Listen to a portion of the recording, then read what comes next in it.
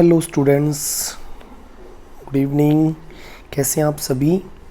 Okay, ninth class के students के लिए सबसे बेहतरीन सिविक्स का एक चैप्टर है what is democracy and Y democracy. एक बहुत ही अच्छा और बहुत ही बेहतरीन लेसन है ये। मतलब क्या है इस चीज़ का कि क्या होती है डेमोक्रेसी, इसके बारे में आपको इस लेसन में समझाया जाएगा। मतलब कि लोकतंत्र क्या होता है, जैसे कि इसका हिंदी में मीनिंग निकलता है कि लोकतंत्र क्या होता है, उसके बारे में आपको समझाया जाएगा। ठीक है, मतलब कि जनता अपना नेता खुद चुनेगी, ठीक है, और वो नेता उन्हीं जनता के लिए रूल मेकिंग वर्क करेगा, है ना। तो उससे हम जो है डेमोक्रेटिक सिस्टम कह सकते हैं। मतलब कि जहाँ पर नेता अपने हम खुद चुने, अपने रूलर खुद डिसाइड करें और वो हमारे लिए रूल मेकिंग करें, उनके ऊपर भी लागू हो और लोगों के ऊपर भी लागू हो, तो वो क्या होती है, डेमोक्रेसी होती है। और क्यों लगाई जाती है डेमोक्रेसी, या लोग इसको क्यों पसंद करते हैं, इसके बारे में हम आज इस लेसन में समझने वाले हैं। तो ये सिविक्स का चैप्टर नंबर 2 है। बहुत ही बेहतरीन, बहुत ही अच्छा चैप्टर है ये। मतलब कि आप खुद एक इंडिया जैसे एक डेमोक्रेटिक कंट्री में रहते हो। इंडिया खुद एक डेमोक्रेटिक कंट्री है, लोकतांत्रिक देश है। ओके, तो आपको इंडिया के अंदर ऑलरेडी बहुत सारे राइट मिले हुए हैं, तो डेफिनेटली आपको इस लेसन की समझ बहुत जल्दी हो जाएगी, बहुत जल्दी आपको ये समझ में आ जाएगा। तो चलिए चलते हैं। सबसे पहले एक पहला ही लाइन आपको दिखा रखा है, व्हाट इज़ डेमोक्रेसी। देखो पहले ही स्टार्टिंग में लिखा हुआ है व्हाट इज़ डेमोक्रेसी। डेमोक्रेसी का मतलब क्या है, लोकतंत्र का मतलब क्या है, वो आपको समझाने की कोशिश की जा रही है। ओके, तो देखिए लोकतंत्र का मतलब इस चैप्टर में हम ये समझेंगे, कुछ स्टोरीज आपको पढ़ाई जाएगी जो कि अलग अलग देशों की है, पूरे वर्ल्ड में अलग अलग कंट्रीज़ हैं जो उनकी स्टोरीज आपको बताई जाएगी, और फिर डिस्कशन किया जाएगा अलग अलग टाइप के गवर्नमेंट सिस्टम के बारे में और अलग अलग प्रकार की ऑर्गेनाइजेशन के बारे में आपसे डिस्कशन किया जाएगा। और फिर आप डिस्कशन करते करते समझ जाओगे कि डेमोक्रेटिक सिस्टम कैसे बढ़िया होता है। हमें ये भी समझ आ जाएगा कि नॉन डेमोक्रेटिक कंट्रीज में रहने वाले लोगों का क्या हाल होता है, और जो हमारे जैसे डेमोक्रेटिक कंट्री में रह रहे हैं उनको किस प्रकार के राइट्स उनको वहाँ पर मिलते हैं। तो आपको डिफरेंस समझ में आ जाएगा। ओके, तो देखिए अब हमें थोड़ा सा ये बता रहे हैं कि क्या हमें या आपको याद है कि उन कंट्रीज़ के बारे में something about the government that we describe in democracy, कि उन कंट्रीज़ के बारे में आपको थोड़ा सा रिकैल कराएगा, याद कराएगा, जिसको हम डेमोक्रेटिक कंट्री कहें या ना कहें, वो एक सवाल खड़ा हो जाता है। तो देखिए अब ये चिले के अंदर की बात कर रहा है। चिले, अभी चिले कंट्री कहाँ है, ये साउथ अमेरिका में है। ठीक है, वह दो कंट्री पेयर में है, एक पेरू कंट्री, एक चिले कंट्री। तो ये चिले कंट्री की बात कर रहा है कि चिले कंट्री में before and after the Pinochet rule, वहाँ जनरल पिनोशेट हुआ करते थे। तो उनके पहले का रूल बता रहा है, उनके बाद का रूल बता रहा है कि उनके पहले क्या वहाँ पर हाल था और उनके बाद वहाँ पर क्या हाल हुआ। इसी तरह से एक और कंट्री का एग्जाम्पल लेगा आपको सामने, और वो होगा पोलैंड। ठीक है, पोलैंड जो कि यूरोप का ही कंट्री। देखो चिले साउथ अमेरिका का कंट्री है और यहाँ पोलैंड की बात कर रहा है, तो वो यूरोप के कंट्री की बात कर रहा है। तो दिखा रहा है कि पोलैंड में कैसे कम्युनिस्ट रूल खत्म होने के बाद किस तरह से वहाँ बुरा हाल हुआ। फिर घाना कंट्री की बात कर रहा है, घाना जो कि अफ्रीका में है, वहाँ पर कैसे नुक्रमा गवर्नमेंट, नुक्रमे जो थे क्वामे नुक्रमा, उनकी गवर्नमेंट के अंदर कैसा उनका हाल रहा है, वो सब ये डिस्कशन करने वाला है, ताकि आपको ये डिफाइंस कर सके कि भाई डेमोक्रेटिक सिस्टम बढ़िया होता है या नहीं होता है। ठीक है, वो कंपैरिजन करेगा। तो देखिए अब आगे क्या बता रहे हैं, what do you think is common to them, कि उन लोगों के लिए क्या कॉमन चीज़ें हैं। Why do we club them all under the level of democracy, कैसे हम उनको डेमोक्रेटिक जो है लेवल पे हम रख सकते हैं, या उस लेबल को लगा सकते हैं या नहीं लगा सकते हैं। ठीक है, तो देखिए आगे लिखवा रखा है व्हाट इज़ इट दैट, कि ये सब चीज़ें कैसे हैं। देखो यहाँ पर एक पेपर भी दिखा रखा है आपके सामने कि कैसे फ़िलिस्तीन democratic choice must be respected, कि कैसे फ़िलिस्तीनियों की डेमोक्रेटिक चॉइस को कैसे रेस्पेक्ट दिया गया। First Afghanistan parliament in 3 decades open the एमिड tight securities, ये देखिए इनके बारे में दिखा रखा है। यहाँ पर भूटान के अंदर रेवोल्यूशन की बात कर रहा है। ये बहुत सारी क्लिप्स आपको दिखाई दे। नेपाल के बारे में भी यहाँ पर बातें बता रहा है आपको, कैसे इमरजेंसी हुई है। अफगानिस्तान की फ़िलहाल तो हालात आप जानते ही हो कि कैसे तालिबान के लोगों ने वहाँ पर कंट्रोल किया हुआ है और कैसे वहाँ पर एक धज्जियाँ उड़ गई है डेमोक्रेटिक सिस्टम की। ठीक है, ओके, और उसके बाद देखिए इसके ऊपर वाले पैराग्राफ में कुछ और चीज़ें बता रखी हैं, वो अंतर करने के लिए कह रहा है। डिस्टिंग्विश दिस गवर्नमेंट इन चिले की गवर्नमेंट के बारे में, पोलैंड की गवर्नमेंट के बारे में, घाना की गवर्नमेंट के बारे में वो अंतर करने की बात कर रहा है। पिनोशेट रूल इन चिले, चिले के अंदर पिनोशे का रूल हुआ करता था, जो कम्युनिस्ट रूलर हुआ करता था। और इसी तरह कम्युनिस्ट पार्टी जो पोलैंड में थी, और नुकुरमा का रूल जो घाना में था, उनके बारे में डिफरेंस करने को कह रहा है। डिफरेंस तो है भाई वहाँ पर और हमारे यहाँ पर काफ़ी डिफरेंस है। मतलब कि हमारा कंट्री तो प्योरली डेमोक्रेटिक कंट्री है और उनके यहाँ पर डेमोक्रेटिक का कहीं ना कहीं कोई नाम निशान नहीं है। तो देखो इन गवर्नमेंट के अंदर what do this government have common with military rules, कि इनकी गवर्नमेंट में और मिलिट्री रूल में क्या कॉमन रूल है। जैसे कि म्यांमार के अंदर मिलिट्री रूल बने हुए हैं, वहाँ आन सान सू की गवर्नमेंट को हटाकर उनको हाउस अरेस्ट किया गया और वहाँ पर एक नई टाइप की गवर्नमेंट, मतलब कि मिलिट्री रूल वहाँ पर लागू कर दिए गए हैं। तो कितना डिफरेंस है। तो इनमें जो गवर्नमेंट है वो पूरी तरह से नॉन डेमोक्रेटिक है और वहाँ किसी भी टाइप के किसी भी लोगों को कोई अधिकार वहाँ नहीं है, फ्रीडम का अधिकार नहीं है, उन सब के बारे में है। ठीक है, तो देखिए अब ये कह रहा है कि इन्हीं बेसिस पर हम एनालिसिस को बेसिस करते हुए हम कुछ कॉमन फीचर्स पढ़ेंगे, कुछ डेमोक्रेटिक कंट्री के कॉमन फीचर्स के बारे में बात करेंगे, कुछ नॉन डेमोक्रेटिक कंट्री के फीचर्स के बारे में बात करेंगे कि अगर डेमोक्रेटिक कंट्री में कोई आदमी रहता है, कोई सिटीजन रहते हैं, तो उनको किस प्रकार के बेनिफिट मिल सकते हैं, है ना, उनको किस प्रकार के बेनिफिट्स मिल सकते हैं, तो उनके बारे में बात करेंगे। और जो नॉन डेमोक्रेटिक कंट्री में रहते हैं, लोकतांत्रिक देश में रहते हैं, उनको किस प्रकार के नुकसान हो सकते हैं, उनके बारे में बातें होंगी। तो लेसन बड़ा इंटरेस्टिंग होने वाला है। ओके भाई, समझ आ रहा है आपको, समझ में आ रहा है, बिल्कुल आसान है। अब देखो, अब वाई डिफाइन डेमोक्रेसी, कि हम डेमोक्रेटिक सिस्टम को क्यों डिफाइन करें, क्योंकि ये अच्छा सिस्टम है।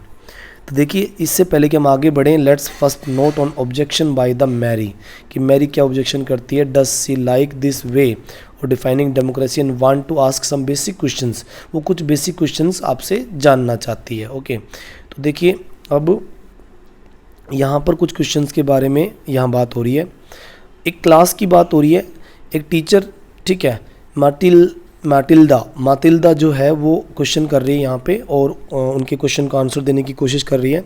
मैरी क्वेश्चन पूछती है मैडम से कि ma'am I don't like this idea, कि मैं इस आइडिया को पसंद नहीं करती। First we spend one whole chapter discussing democracy in different part of the world, कि पहले चैप्टर में हमने डेमोक्रेटिक सिस्टम को डिस्कस किया, अलग अलग कंट्री में कहाँ कहाँ पर होता है। Then we want to find out meaning of democracy, और अब हम डेमोक्रेटिक सिस्टम की मीनिंग जानने पर यहाँ लगे हुए हैं। Means logically should not we have approach it other way round, कि हम इन सिस्टम को क्यों अप्रोच कर रहे हैं, बार बार इस चीज़ों को क्यों हम राउंड अप कर रहे हैं। Should not the meaning have come first and then example, कि क्यों ना पहले इसका मीनिंग क्लियर किया जाए और उसके बाद एग्जाम्पल दिए जाएं।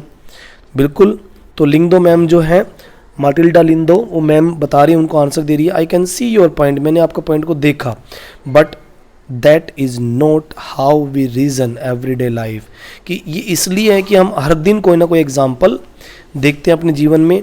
We use word like pain, rain, love, इन सब के बारे में हम रोज़ाना सुनते हैं, जानते भी है पेन क्या है, रेन क्या है, love. Do we wait have to definition this word before we use to them, क्या हम पेन, रेन और लव के डेफिनेशन जानना चाहेंगे पहले, कि भाई इनका डेफिनेशन क्या है, कैसे ये वर्ड आए हैं।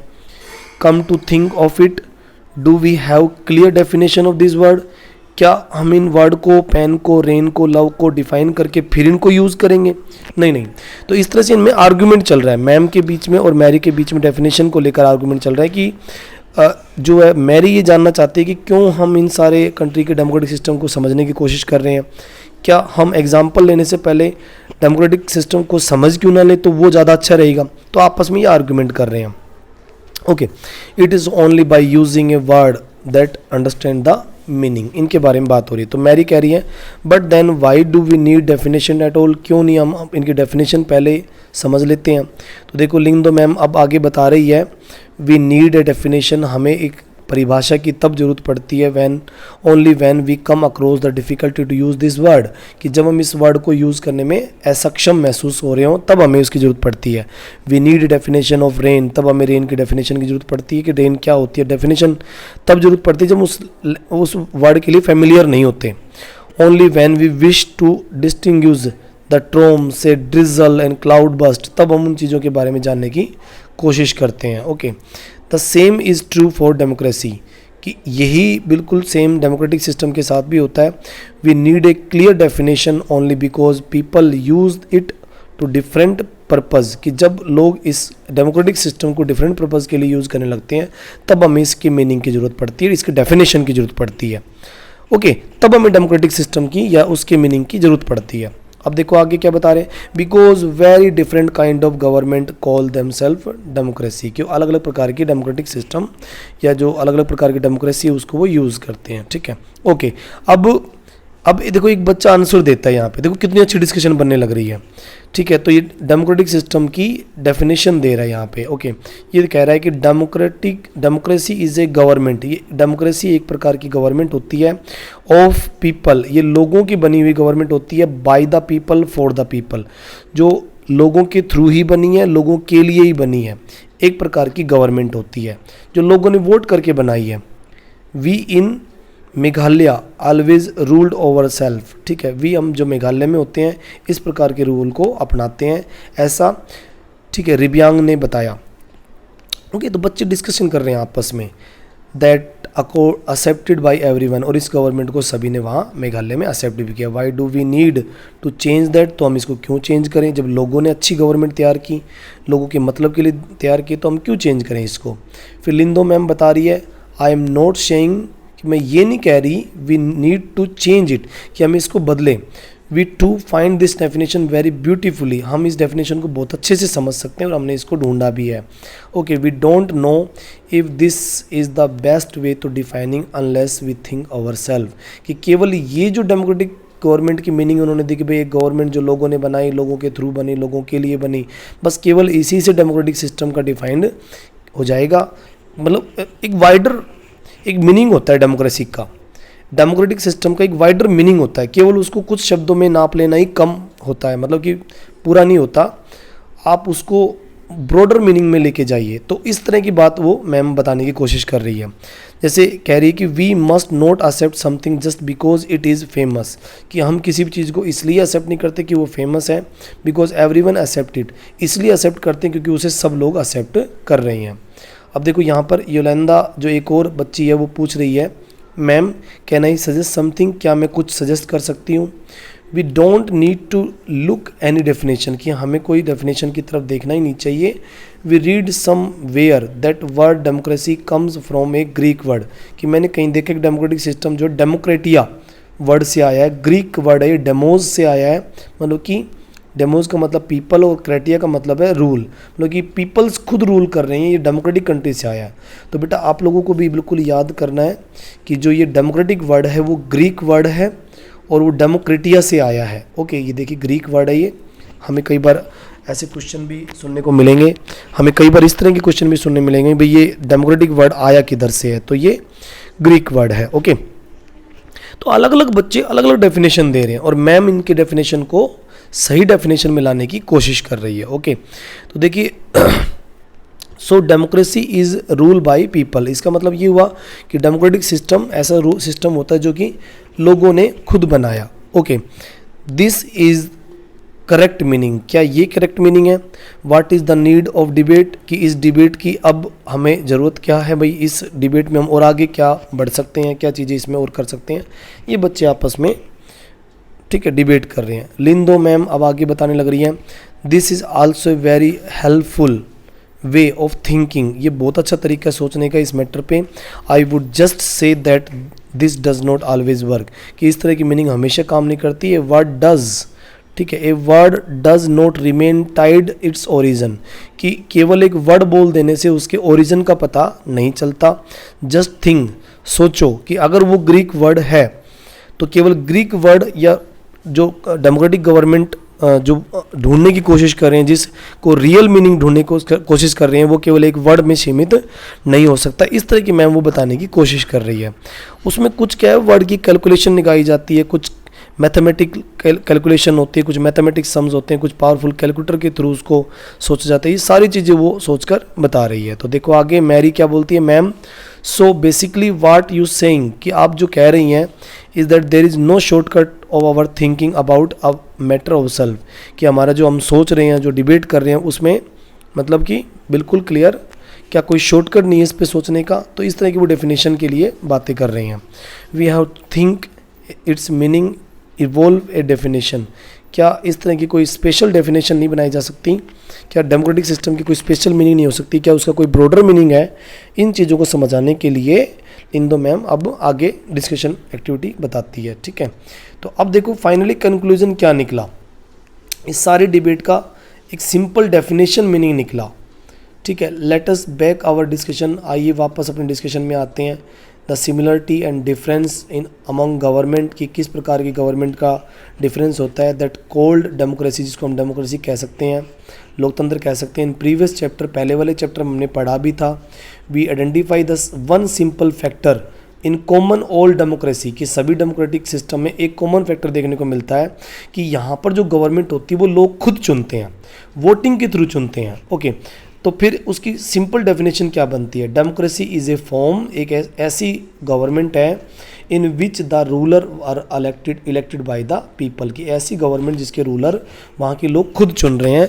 तो उसको हम डेफिनेशन, उसकी गवर्नमेंट हम, यानी कि डेमोक्रेटिक सिस्टम की डेफिनेशन हम उसमें बोल सकते हैं। ठीक है, अब इस मीनिंग को ही आगे हम डिस्कशन करते हुए चलेंगे। This is the useful starting point, कि एक ऐसी गवर्नमेंट जो कि वहाँ के रूलर, वहाँ के लोग डिसाइड करते हैं, उसको सोचते हुए आगे बढ़ेंगे स्टार्टिंग पॉइंट से। This definition allow us to separate democracy from the other form of government, तो इससे ये तय हो जाएगा कि भाई डिफरेंट फॉर्म ऑफ गवर्नमेंट कैसे अलग कंट्री की होती है, या डेमोक्रेटिक सिस्टम कैसे नॉन डेमोक्रेटिक कंट्री से बिल्कुल अलग होता है, ये सोचते हम चलेंगे। The army rulers in Myanmar are not elected by people, की आर्मी रूलर जो म्यांमार के होते हैं लोग उन्हें नहीं चुनते। Those who happen to be control of army, जो कि आर्मी के थ्रू कंट्रोल किए गए हैं, वो बिल्कुल डेमोक्रेटिक सिस्टम में नहीं होते। ठीक है, तो इन चीज़ों के बारे में हम समझते हुए चलेंगे। ठीक है, ये लेसन बहुत इंटरेस्टिंग होने वाला है, आप लोगों को इसके ब्रॉडर मीनिंग्स के बारे में समझाने वाले हैं। ओके, तो बहुत सारे एग्जांपल्स के साथ हम आगे चलेंगे। ठीक है, यहाँ डेमोक्रेटिक सिस्टम, जो नॉन डेमोक्रेटिक सिस्टम होते हैं उनके बारे में बताते हुए चल रहे हैं कि भाई जहाँ पर रूलर्स लोग खुद डिसाइड करते हैं वो तो डेमोक्रेटिक होते हैं, जहाँ पर रूलर खुद डिसाइड नहीं होते वो नॉन डेमोक्रेटिक होते हैं। जैसे कि यहाँ डिक्टेटरशिप की बात कर रहे हैं, पिनोशेट जो एक डिक्टेटर तानाशाह था, वो लोगों ने उसे डिसाइड नहीं किया था और वो बहुत अलग तरीके से मोनार्ची सिस्टम उसने अपनाया हुआ था।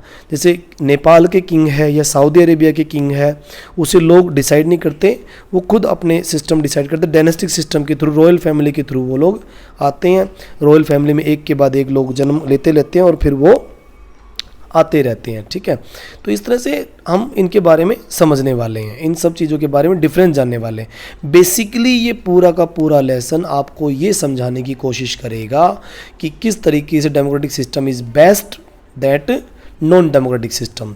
तो देखो यहाँ एक सिंपल डेफिनेशन के थ्रू बता रहा है, a simple definition is not adequate. एक सिंपल डेफिनेशन पूरी नहीं होती डेमोक्रेटिक सिस्टम के लिए। इट रिमाइंड अस, वो हमें याद जरूर दिलाती है कि democracy is the people rule, की डेमोक्रेसी लोगों का रूल होता है। But if we use this definition to unthinking manner, कि अगर हम गलत तरीके से इस थिंकिंग को सोचें, we would end up our calling, ठीक है, almost every government that hold an election of democracy. ठीक है, कि हर एक प्रकार की गवर्नमेंट इस प्रकार के इलेक्शंस करते रहेंगे और मिसलीड करती रहेंगी।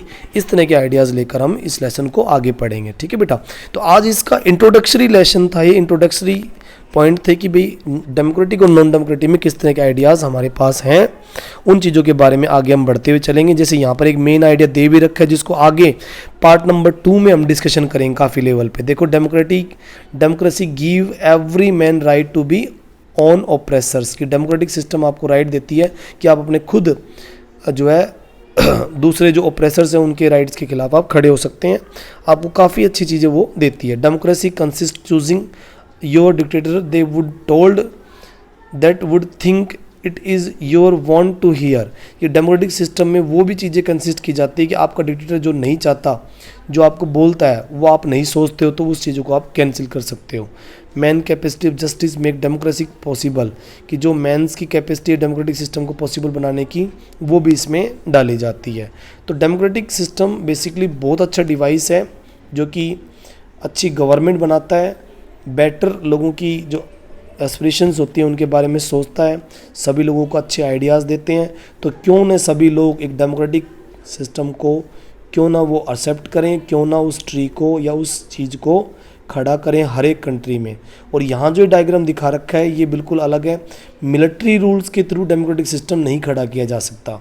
ये डायग्राम यही शो कर रहा है कि अगर कोई मिलिट्री रूलर्स किसी कंट्री में ये दावा करता है कि वो डेमोक्रेटिक सिस्टम को अपना रहे हैं, तो वो झूठ बोल रहा है। किसी भी मिलिट्री रूल्स के थ्रू या किसी भी मिलिट्री के थ्रू कभी भी डेमोक्रेटिक सिस्टम नहीं लगाया जा सकता। ओके, तो ये लेसन काफ़ी इंटरेस्टिंग होने वाला है। अगले लेसन में हम ज़रूर आगे डेमोक्रेटिक सिस्टम के फीचर्स पढ़ेंगे कि डेमोक्रेटिक सिस्टम्स के फीचर्स क्या होते हैं, क्या क्या फ़ायदे आपको डेमोक्रेटिक कंट्री में मिलते हैं, उनके बारे में हम ज़रूर आगे पढ़ते हुए चलेंगे। काफ़ी इंटरेस्टिंग होने वाला है लेसन। इसमें काफ़ी चीज़ें आपको बताते हुए चलेंगे, एग्जाम्पल्स भी चलेंगे। सीरिया का एग्जाम्पल के बारे में बात कर रहा है। उसके बाद देखिए आगे इसमें डेमोक्रेटिक सिस्टम में वोटिंग सिस्टम के बारे में बात कर रहे हैं कि वोटिंग जो है गवर्नमेंट या मिलिट्री डिक्टेटरशिप के साथ में अगर वोटिंग कराई जाती है तो वो किस तरह से पॉसिबल है, किस तरह से अच्छा है, किस तरह से बुरा है। पाकिस्तान का एग्जाम्पल लेते हुए आपको बताएगा। इसके बाद में डेमोक्रेटिक सिस्टम के फीचर बताता हुआ कि free and fair election competition होता है सिर्फ डेमोक्रेटिक सिस्टम, उसके बारे में हम पढ़ेंगे नेक्स्ट वीडियो में। 1 पर्सन 1 वोट 1 वैल्यू की बात डेमोक्रेटिक सिस्टम में होती है, तो इसके बारे में भी अगली बार हम पढ़ेंगे। और rule of law, respect for right, ये सब जगह पर डेमोक्रेटिक सिस्टम में होता है, लेकिन कुछ कंट्री में नहीं होता, तो उनके बारे में भी हम पढ़ेंगे। काफ़ी इंटरेस्टिंग लेसन होने वाला है। और फिर लास्ट में हम डेफिनेशन इसकी समराइज़ करेंगे कि क्या फ़ायदा होता है डेमोक्रेटिक में और नॉन डेमोक्रेटिक में क्या फ़ायदा नहीं होता, और फिर हम पढ़ेंगे वाई डेमोक्रेसी। इस तरह से 2-3 पार्ट बनते हुए लेसन आराम से क्लियर हो जाएगा। आई थिंक आपको इंट्रोडक्टरी जो पॉइंट है, ये इंट्रोडक्टरी जो लेसन की जो स्टार्टिंग थी वो काफ़ी समझ आई होगी, किस तरह से यहाँ डिस्कशन हो रही थी इसके बारे में, वो सब समझ आएगा। बहुत अच्छा लेसन है। ओके, तो आज के लिए इतना ही।